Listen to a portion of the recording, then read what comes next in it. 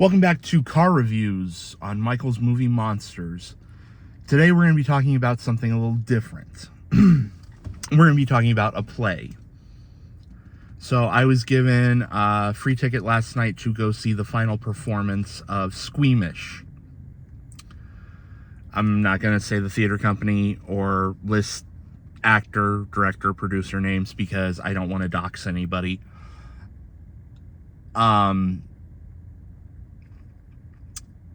The play is 80 minutes long with no intermission, and it shouldn't have one, because it shouldn't have an intermission, because an intermission would kill this show. It would destroy it. The story is that it's a woman talking to her therapist and recounting a story that's happened to her over the last few weeks, and has to do with heavy subject matter, addiction, sex, and suicide. And it's a heavy show. It's a horror show, because as you go on throughout it, you realize that not everything is exactly what it seems. And when it starts talking about addiction, it does it in a way that is brilliant. When most people hear addiction, they think drugs and alcohol. You can be addicted to anything. And it touches on smartphone addiction, caffeine addiction, and it handles it in ways that are smart. This show is darkly comedic at times, and it has the moments of levity that are needed to break, because otherwise the show just would not work. It would be too heavy. I went with my best friend, and I struggle with mental health. And there's stuff in the beginning that they're talking about that I was going, oh. And I'd look over to kind of check to make sure, is he okay? I'm okay. Is he okay? Okay. And so the script is just, it's brilliant. And the lead actress, the only actress in this show, is captivating. You're in a room watching her for 80 minutes. And it never feels like I am watching somebody play a part or recount lines. You are watching somebody who is literally, you are watching her tell this story of what happened to her and what she's going through mentally, to a point where it never feels false. The direction on this show, it was perfect, because there was no point where I sat there and thought, was that the actress' choice or was that the director's choice? At no point did I sit there and start thinking about, oh, the director chose to have this happen, or this, or this. It was that perfect marriage where it just was. And so I know one of the producers. I knew of the director. We were friends on Facebook, but I don't think we had ever actually met until last night. And I knew the actress, kind of. We had been at an audition together. We got called back together for something, and that was as far as I really knew her. And it was it was raw. So the director had messaged me the day before and was like, hey, do you want free tickets to this show? The producer brought your name up and was like, he would love this show. And I was like, sure. I was talking to one of my friends about it. And when the theater company had announced they were doing this, they put a teaser trailer out. And the teaser trailer is like a white bathtub, an arm, and dripping blood. And when I saw the teaser like 2 months ago, I went, nope, no, no, no, no, no, no, no, no, no, do not like that, no. But I like the people involved. They started this theater company. It is their first show for this theater company, and I am a sucker for just the entrepreneurial, yeah, of it. Of, no, we're doing this show because we want to do this show. We don't have an audience that we're trying to cater to. We don't have anything like that. And I was talking to the lead actress afterwards, and I said, I think one of the biggest problems that a theater company can have is they have an audience with built-in expectations. And so then you're trying to cater to the audience you have, and you stop trying to bring in a new audience. And so, and one of the things she had mentioned was like, yeah, so this show is performed in a speakeasy. And she had said about half of the people that have come to see this show have been theater people, and the other half have just been regulars of the speakeasy that are like, no, cool, you guys are doing a show? All right, cool, I'm on board, let's go. And not knowing what they were getting into. So like going back to talking to my friend when I got the tickets, she had said, you didn't handle the teaser trailer well. I don't think you should go see the show. I think it might be too much for you. And I had said, I'm a grown man. I have enough emotional awareness that I can leave if it gets too much. And this morning I was thinking about it, and I realized, like, my favorite shows that I've seen in the community have not been safe. And I feel like art doesn't have to be safe. It shouldn't be safe. To a degree. It should be safe in how it's performed, and safe for the actors, the directors, the producers, everybody involved in the show should be safe and feel safe. But the audience, they should not feel safe. That's how you make things. That's how you challenge things. And in the case of this show, it's talking about addiction and suicide, subjects that are still taboo to discuss.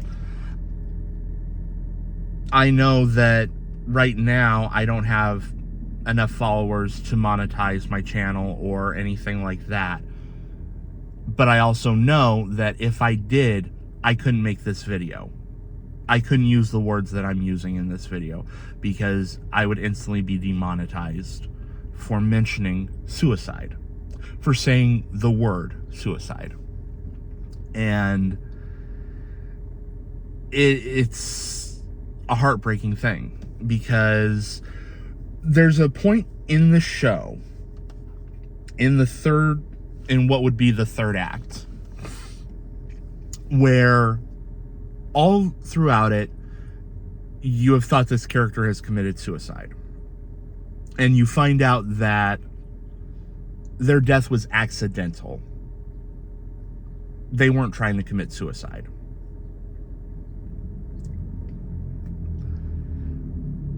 And something that really struck me with it was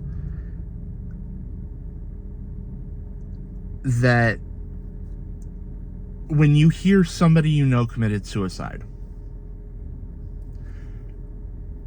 there's different thoughts that happen there. There's,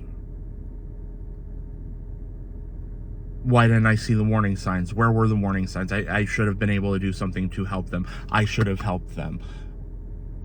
I could have helped them if they had asked for help. And a lot of people never acknowledge what the struggle is for that person who is having trouble getting up in the morning, getting out of bed, having trouble functioning. Their mind is going a million miles a minute, and when they do commit suicide, the world doesn't know why, or doesn't know how long they fought. It just becomes another, yeah, they took their life.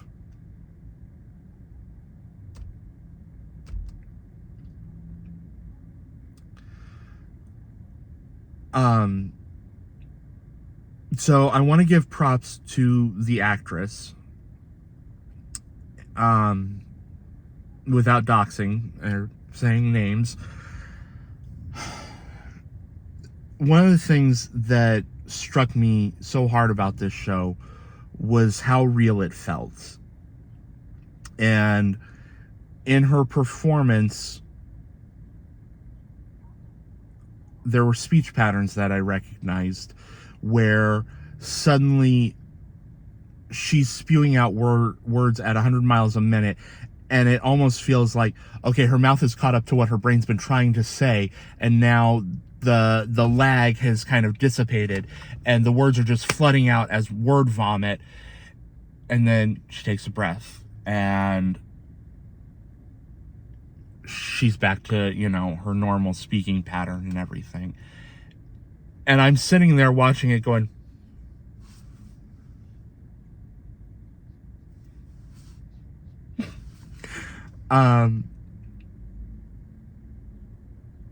the show is darkly funny. There were big laughs throughout the thing, and I was talking to my best friend afterwards because he came with me, and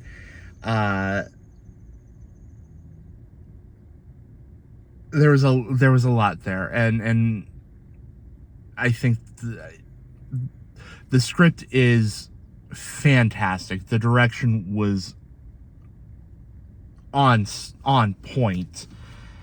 The acting was amazing. Movement. This is a show where for its 80-minute runtime,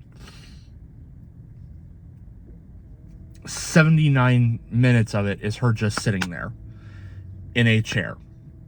And at one point, there's one point where she gets up and stands up and walks around the chair and then comes and sits back down. And so a lot of the movement becomes crossing her legs, uncrossing. So she'll have her legs crossed like this, and then she'll talking with her hands. There's quite a few times where the hands come up above the head and she's talking like this, and it's all stuff that it never registered to me as an audience member of, okay, we're having her move because we have to have her move. It all felt very natural, very in the moment, to a degree where you kind of, if you're analyzing it, you go, was that a chosen beat, or did she just do that because she recrossed her legs because her foot was falling asleep or something? You don't think about it. It was natural. It wasn't on a beat of, okay, when you say this line, you have to cross and uncross. So this is this theater company's first show. I talked to the producers, to the director, and I said, I can't wait to see what you guys do next, and let me know. I want to be involved with you guys because this was an amazing show. I debated about whether or not to do this video because the sad thing is the show I went to last night was their last performance of this show. But while I don't have many subscribers or anything, the people that I do have are members of this community who live in this area, who are my friends. And if this somehow reaches out and to other communities, and you see that your theater is doing this show, go see it. Go see it. It'll be a different director, different actress, but the script will be the same, and the script is fantastic. Another reason why I wanted to do this video is to kind of flat out say, hey, you know, the play uses addiction and suicide and metaphor, but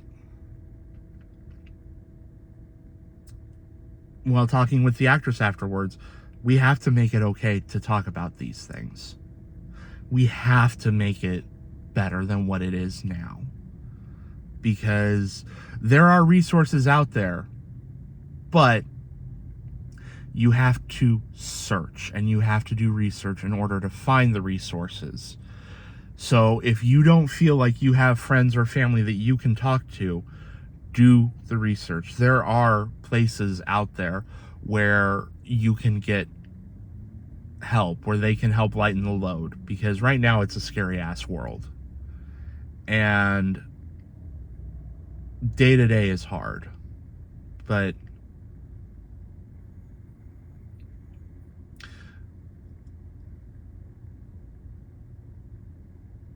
the world needs you in it. And the world needs you to be strong and to fight.